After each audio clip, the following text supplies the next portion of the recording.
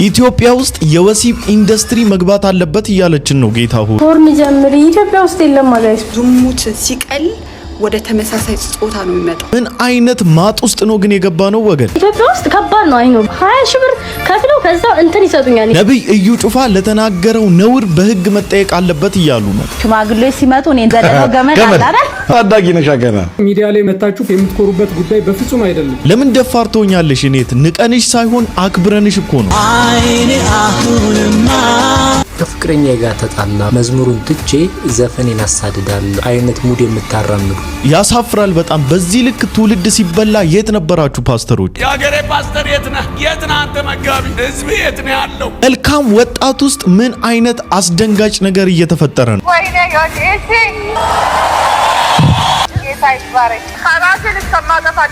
ፓስተር ቸሬ ለገዳዮቹ ቤተሰቦች ቁጣን ሰንዝሯል። ልጅ አሳድገው ልጅ ገዳይ የሰዎችን ልብ ሰባሪ ልጅ አሳድገዋል። ነገር ግን እግዚአብሔር በምህረቱ ባለጠጋ ስለሆነ ምህረቱ ብዙ ነው፣ ምህረቱ ብዙ ነው፣ ብዙ ነው፣ ብዙ ነው፣ ምህረቱ ብዙ ነው፣ ብዙ ነው። ሰብስክራይብ ማድረጋችንን እጅግ በጣም ዘንግተናል። ሰብስክራይብ እያደረጋችሁ ቤተሰብ እየሆናችሁ እለት እለት በምንለቅላችሁ ቆንጆ ቪዲዮዎች ደግሞ እየተማራችሁበትና እየተዝናናችሁበት አብረን እንቀጥላለን ማለት ነው። ወደ ቪዲዮአችን ኤልዳና አይኔ አሁንማ የቼታችን በጌታ የተወደደችው እህታችን ናት።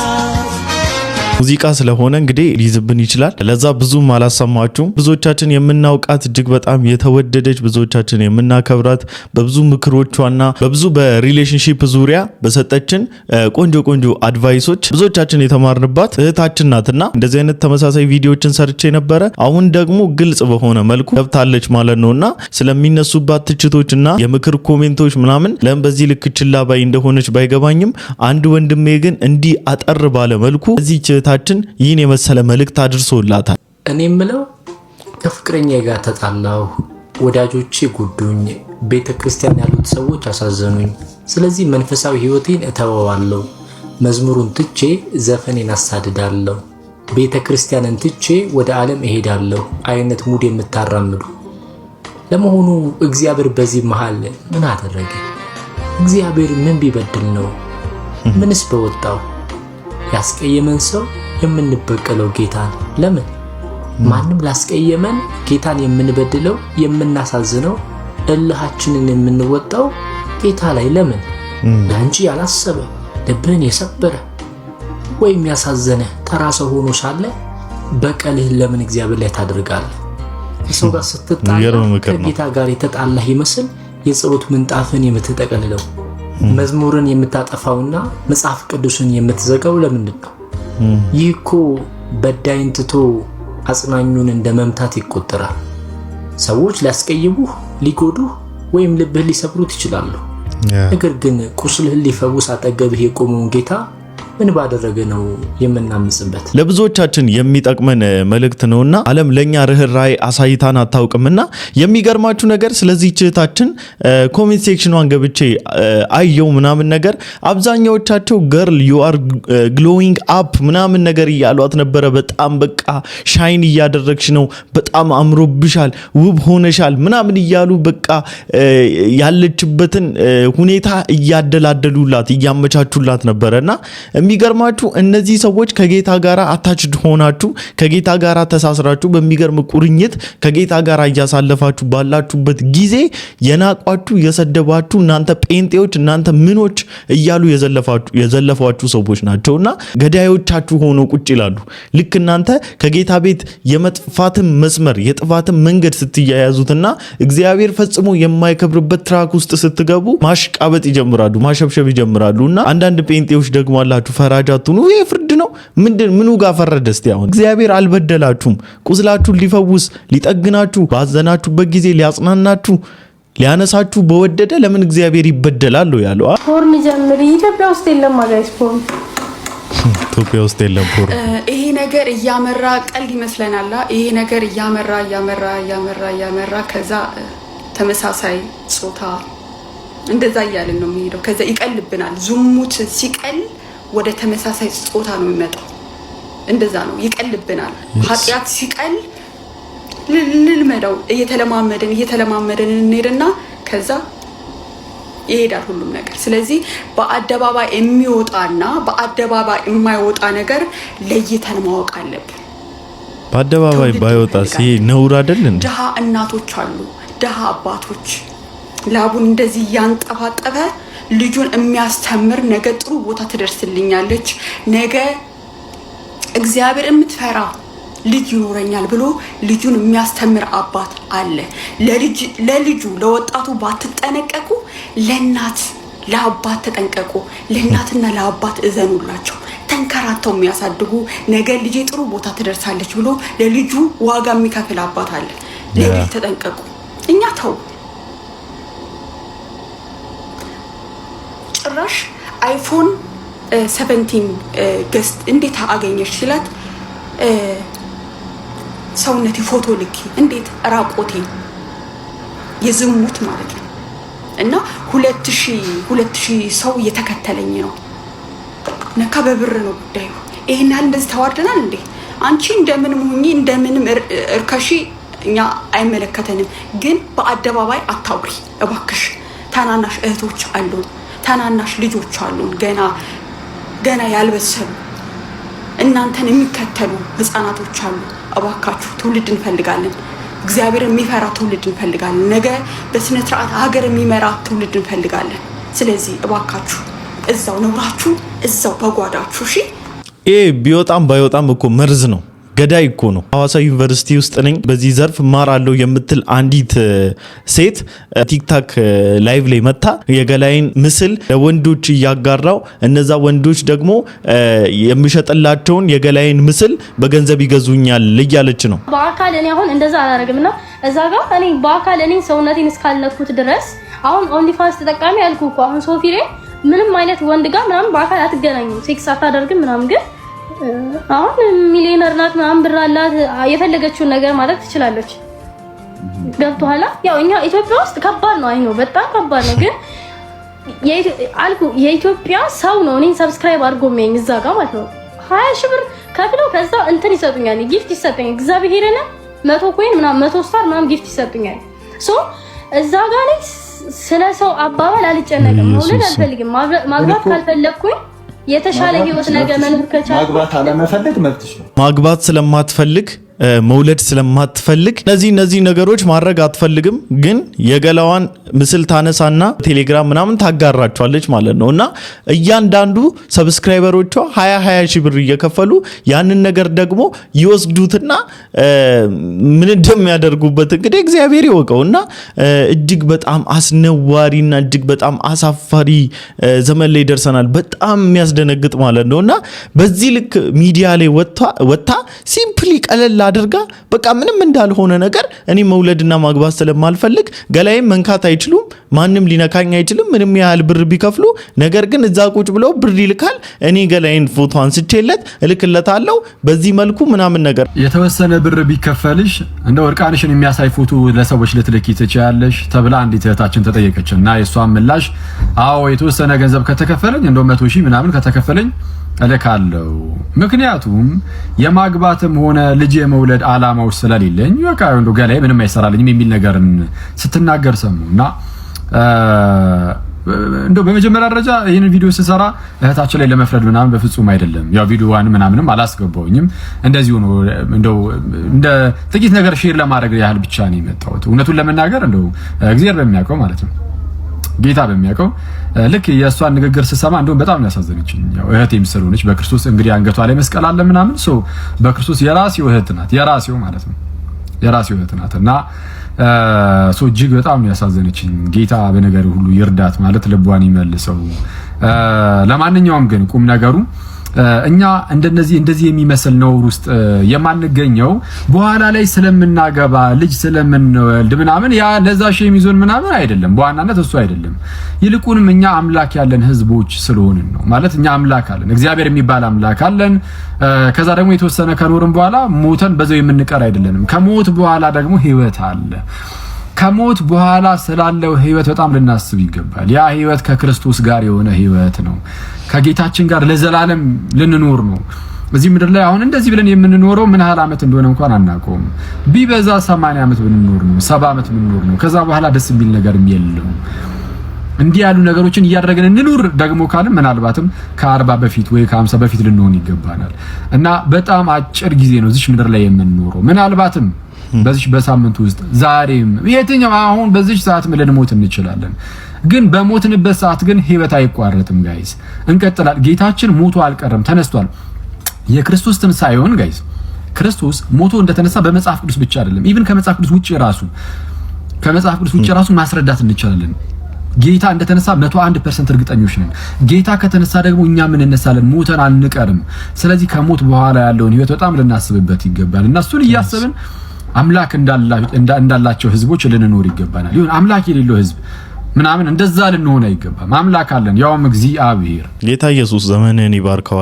በጣም የሚገርም ምክርም ነው የሚገርም መራራትም ነው ያወራኸውና አይ ሆፕ እንግዲህ ይቺ እህት በዚህ ከቀጠለች ህዝብም ዝም አይላትም። ኖርማላይዝ እንዲሆን በጀነሬሽኑ መሃል መርዝን እየዘራች ስለሆነ ማንም ዝም አይልሽም፣ ማንም ኤክስኪዩዝ አያደርግልሽም። በዚህ ነገር መጠየቅ ካለብሽ በህግ አግባብም ጭምር ትጠየቂበታለሽ። ኢትዮጵያ ውስጥ እንደዚህ አይነት ነገር ማድረግ በህግ የሚያስጠይቅ መሆንም ጭምር አለበት። የሀገሬ ፓስተር የት ነህ? የት ነህ አንተ መጋቢ? ህዝብ የት ነው ያለው? ሂዱ እስቲ ሂዱ፣ መሪዎቻችሁን አግኟቸው። አባቴ እንድትሆን እፈልጋለሁ በሉት። ሲከፋሽ ያውቀዋል። በኃጢአት ስትወድቂ ያውቀዋል። ስትሰበሪ ያውቀዋል። ስትታመም ያውቀዋል።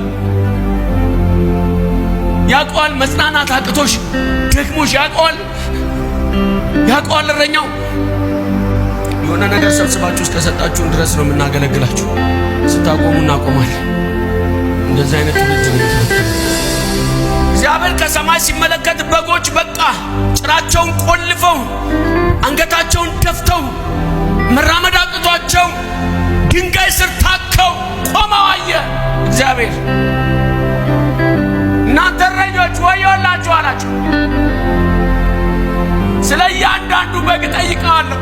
ልክ እንደዚህ ሰው ለትውልድ የሚራሩ የወንጌል አስተማሪዎችና ተመለሱ ብሎ በቦልድነት የሚሰብኩ ድንቅ አገልጋዮችን በማየቴ እግዚአብሔርን አመሰግነዋለሁ። የእውነት እግዚአብሔርን አምላኬን አመሰግነዋለሁና አሁን ላይ ከረንትሊ በጣም ብዙ ከቤተ ክርስቲያን የወጡ ከቤተ ክርስቲያን ያፈነገጡ መድረሻቸው የማይታወቅ የት እንዳሉ የማይታወቅ ቼክ የሚያደርጋቸው ሰዎች የሌላቸው ቼክ የሚያደርጋቸው የሚፈልጋቸው እረኛ ፓስተር የሌላቸው በጣም ብዙ በብዙ አይነት ሁኔታ ውስጥ ያሉ ጀነሬሽኖች አሉና መጋቢዎች፣ የቤተ ክርስቲያን መሪዎች የት ነው ያላችሁት? ሽምግልና ተላከ ለ16 ዓመት ሽምግልና ወለት እንዴት ነበር?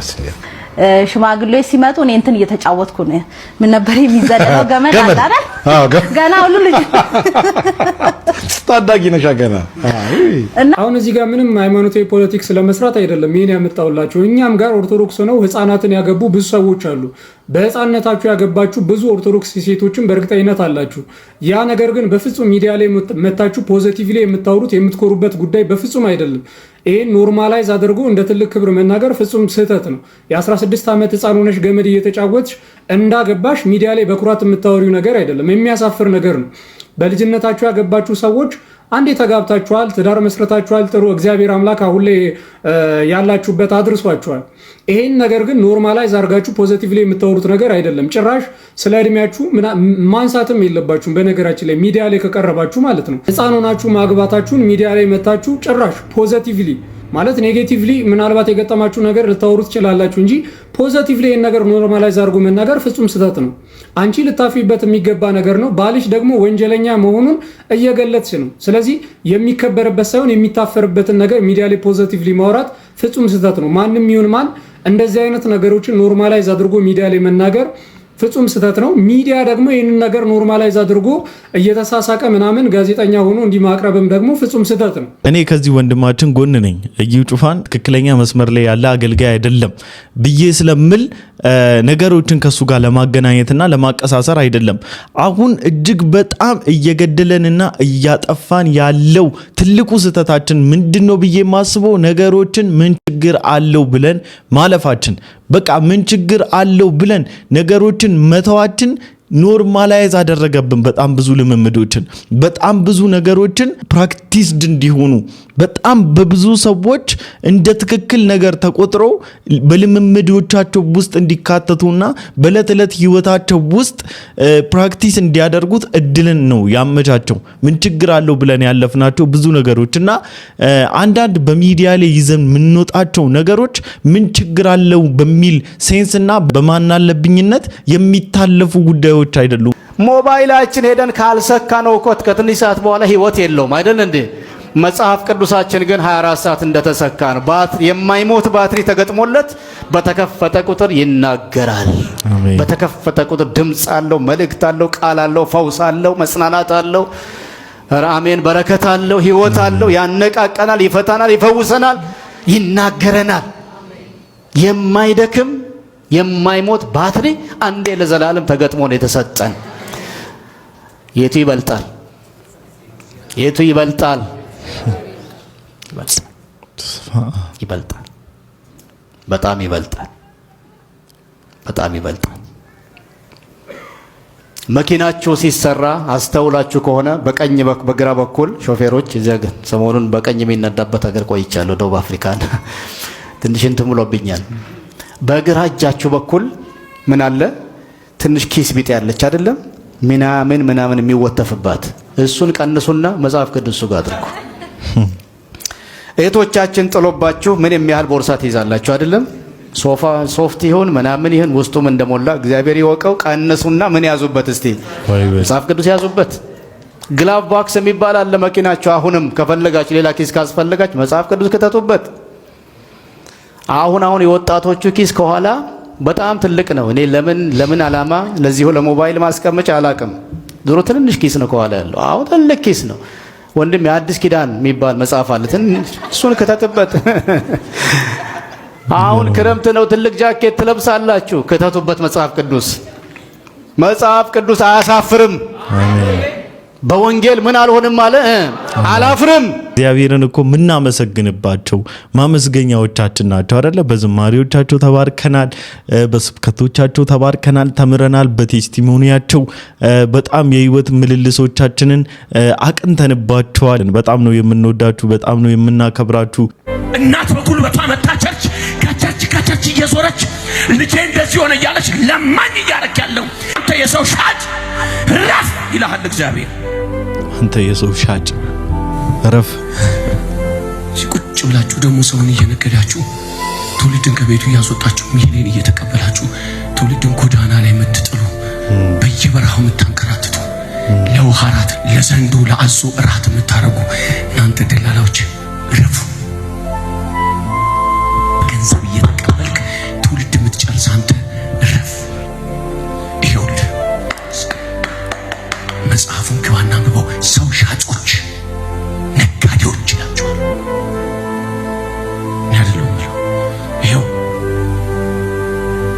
ይሄ ነው የሚለው ይሄ ነው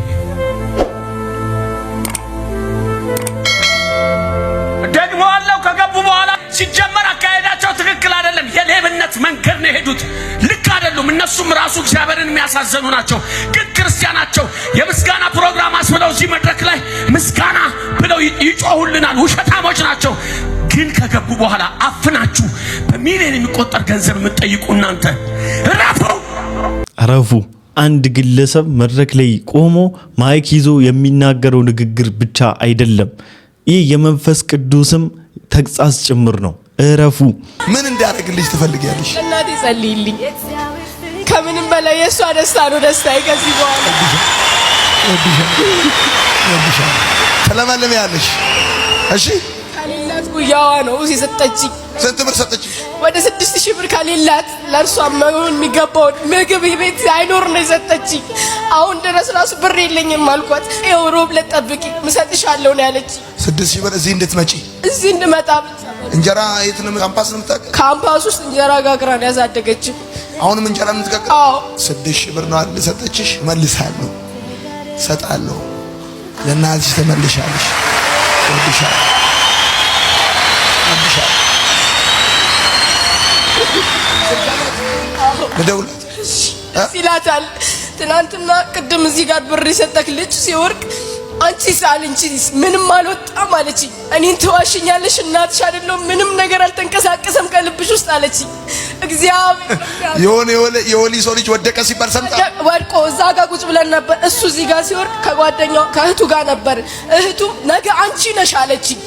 እግዚአብሔር በሚያውቀው ነገ አንቺ ነሽ፣ ነገ ተረኛ አንቺ ነሽ ብላኝ ነበር። እሺ እና ልደውልላት ደስተኛ ነኝ። ደውልላት? አዎ። እንዴት እዚህ ጋር እንደመጣሽ ታውቂያለሽ? ይጸለያል ሲባል እዚህ ጋር መምጣቴን አውቃለሁ። ከዛ ውጭ ምንም አላውቅም። ሄሎ፣ ጤና ይስጥልኝ። ዮናታን አክሊሉ እባላለሁ። ወይኔ ዮኒ፣ እሺ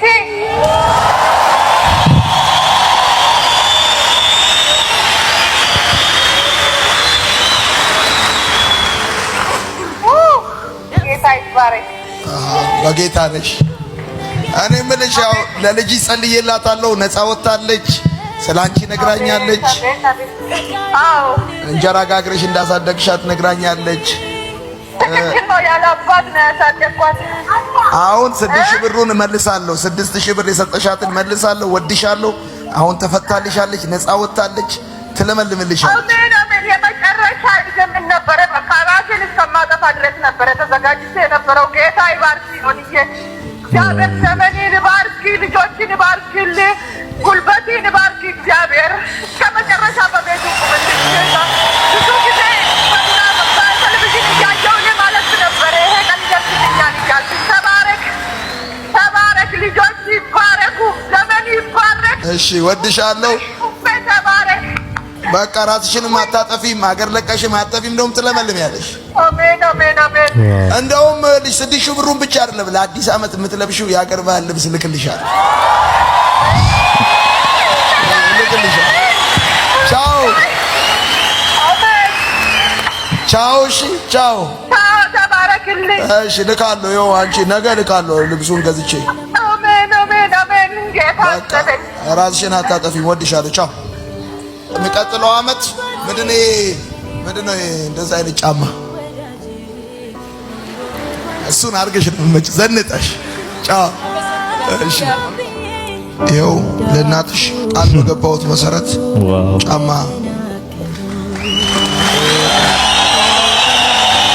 ኢየሱስ ክርስቶስ ዘመንህን ይባርከው። ያው ምንም ምለው ነገር የለኝም። የእውነት ቃላት ነው ያጠረኝና ይህች እህታችን ተጸልዮላት አጋንንቱ ወጥቶ ነፃ ወጥታ በዚህ መልኩ ተንበርክካ ጌታን ስታመሰግን ማየትና ለእናት ደግሞ በዚህ ልክ እረፍት። አያችሁ ልጆች ምን ያህል ቤተሰቦችን እንደምናማርን፣ ለቤተሰቦች ምን ያህል እረፍት የማጣት ምክንያት እንደምንሆን፣ ምን ያህል ቤተሰቦቻችን በእኛ እንቅልፍ እንደሚያጡ።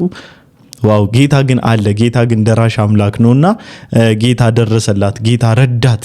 ዛሬ ካዱ ጋር ሳወራ ጴንጤዎች ኢትዮጵያ ግንባታ ውስጥ የሉ ወይም ደግሞ አሁን ለምሳሌ አድዋን ብትመለከት አድዋ ላይ ማጆሪቲ ኦርቶዶክስ ከዛ ሙስሊሞች ተዋክተውበታል። ዋቄ ፈቶችም እንደዛው ተዋክተውበታል። ግን ፕሮቴስታንቶች እንደ ሃይማኖት በዛ ሰዓት ኢትዮጵያ ውስጥ ጨርሶ ስላልነበሩ ማለት ሀገር ግንባታ ውስጥ የሉም። ኢትዮጵያም እንደ ሀገር ስትገነባ ያደረጉት እንትን የለም አለኝና ያው አድዋ አይመለከታቸውም የሚል መልእክትም ሰጠኝና ከዛ አንተ ያማል እንደ ያልኩኝና ዞር ስል ለካስ ብዙዎቻችሁ እንደዛ ታስባላችሁ። በዙሪያዬ ሁላ ስጠይቅ let me explain ወሬን ከማበዛ ልክ እንዳልሆነ ይህ ሐሳብ ስተት እንደሆነ ማለት ነውና ኦርቶዶክሶች ሙስሊሞች ደግሞ ልባችሁን ከፈታ አድርጋችሁ ለምን የጋራ ሀገር ነው ያለና የሆነ እውነታ ላይ ቤዝድ ያደረገ እውነት ባይሆን ችግር የለውም ግን እውነቱ ማስረጃውና በሎጂክ ነው ማወራቸው ማለት ነው።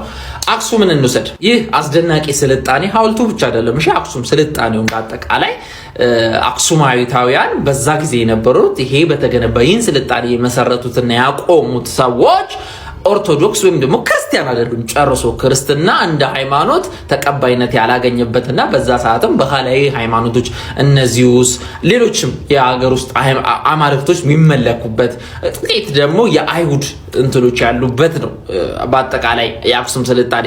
ታዲያ ይህ ስልጣኔ እኔ ወይም ደግሞ እናንተ ኦርቶዶክስ ስለሆናችሁ ሙስሊም ስለሆናችሁ አይመለከታችሁ ማለት ነው? ለምን አይመለከታችሁ ማለት ነው? ማን ፔጋኖች ስለገነቡት ወይም ደግሞ ክርስቲያን ያልሆኑ ሰዎች ስለገነቡት ኦርቶዶክስ አይመለከታትም ማለት ነው? እንደዛ ማለት እንዳልሆነ በዚህ በሎጂክ እንደምትረዱት አስባለሁ።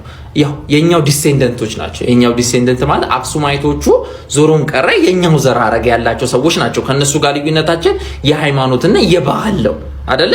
የባህልና የሃይማኖት ያው ልዩነቱ እሱ ነው። ልክ ለፕሮቴስታንቶችም አድዋ ላይ አያቶቻቸው ናቸው የተዋጉላቸው ገብቷቸዋል።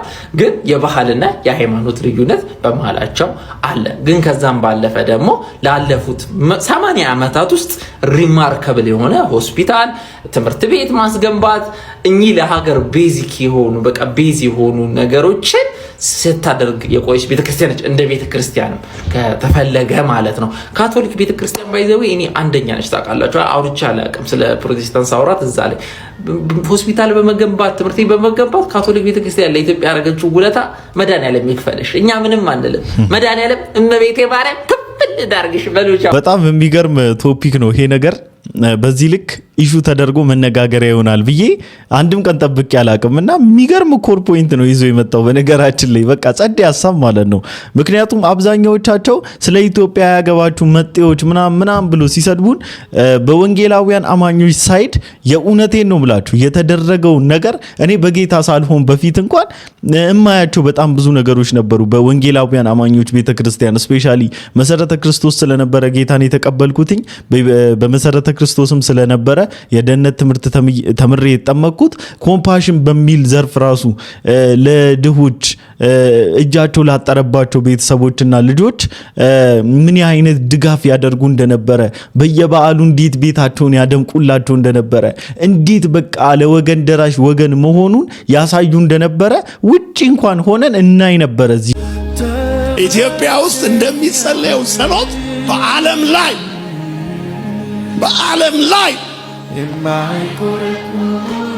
ብዙ ሀገሮችን ሄጃለሁ። 4 ኮንቲኔንቶችን ሄጃለሁ፣ አይቻለሁ። በዓለም ላይ እንደ ኢትዮጵያ የሚጸለይበት ሀገር የለም። ግን ፈቀቅ አላልንም። ለምን? ምን ነው ምክንያቱ? አየህ ህይወታችን ውስጥ ቅንዓት አለ፣ መራርነት አለ። በሌላው ማደግ ደስ አይለንም። ውጭ ብቻ ሳይሆን እዚህ ቸርች ውስጥም ያለ ነው አንደሰትም።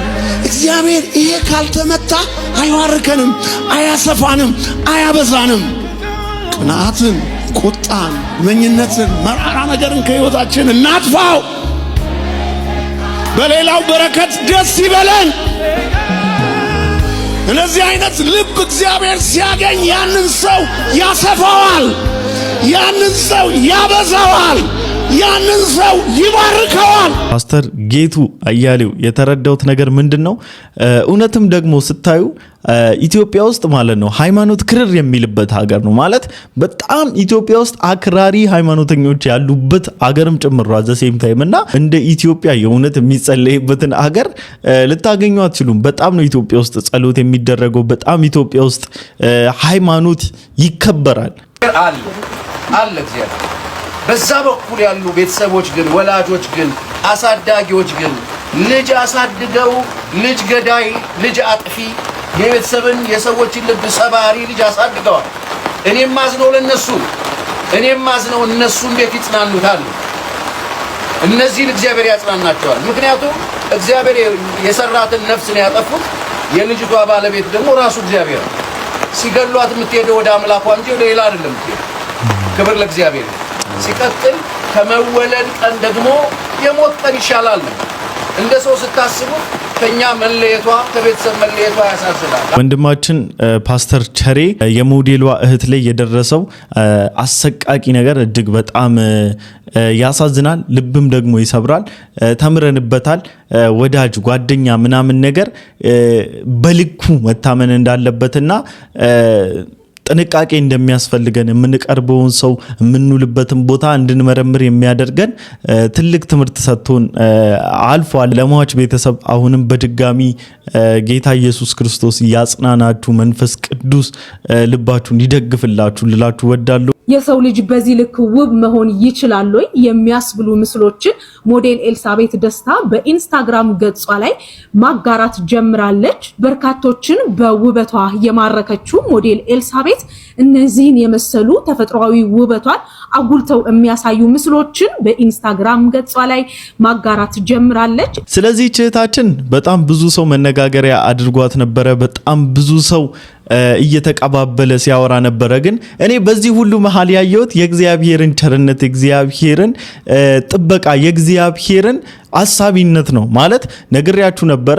ይቺ ልጅ ከእድሜዋ አንፃር ወደ ሚዲያ መምጣቷ ጥቅሙ ለሷ ነው ወይስ ደግሞ ወደ ሚዲያ ሊያመጧት የፈለጉ ሰዎች ናቸው የሚጠቀሙባት የሚለው ትልቁ ጥያቄ ቢሆንም ስቲል ናው ድረስ ነገር ግን ማንም ሰው ቦታ ከቀየረና ማንም ሰው ካለበት ኢንቫይሮንመንት ወጣ ብሎ ትንሽ ትኩረት የሚያገኝበት ቦታ ከገባና ዓለም አይኗን ጣል ካደረገችበት ሊያምርበት እንደሚችል አይቻለሁ። ነገር ግን ሰው ምንም ቢሆን ምን በዓለም ላይ ባለበት ላይፍ ላይ ሊያምርበት ይችላል፣ ጽድት ሊል ይችላል፣ በጣም ብዙ ነገሮች በብልጭልጮች ሊያሸበርቅ ይችላል። ነገር ግን ያለ አምላክ ያለ እግዚአብሔር ያለ ኢየሱስ ክርስቶስ ሰው ምንም ነው፣ ሰው ባዶም ነው። ውበትም ቢሆን ረጋፊ ነው አይደለ? እና ባይ ኤኒ ኮስት የእውነት እቺ ልጅ ሳያት ምንድነው የምመኝላት? ዝናና እውቅናው አታሏት አምላኳን እንዳታውቅ እንዳያደርጓት ፈራላታለሁ። ምክንያቱም ይህ ሶሻል ሚዲያ ላይ የሚደረገው የሞዴሊንግ ኢንዱስትሪ አምላክን እንድንረሳ ያደርገናል። በኤኒ ኮስት እንግዲህ ለዚህ እህታችን የምትራሩላት ሰዎች ጸልዩላት። ለማንኛውም ለዛሬ ይዤላችሁ የመጣሁት ቪዲዮ ይሄን ይመስል ነበር። ሁላችሁም እንደተማራችሁበት ቁም ነገር እንደጨበጣችሁበት ተስፋ አደርጋለሁኝ። በቀጣይ ቪዲዮ እስክንገናኝ ድረስ ሰላም ቆዩልኝ። ሰብስክራይብ ያላደረጋችሁ ሰዎች ሰብስክራይብ አድርጉ። ይመቻችሁ።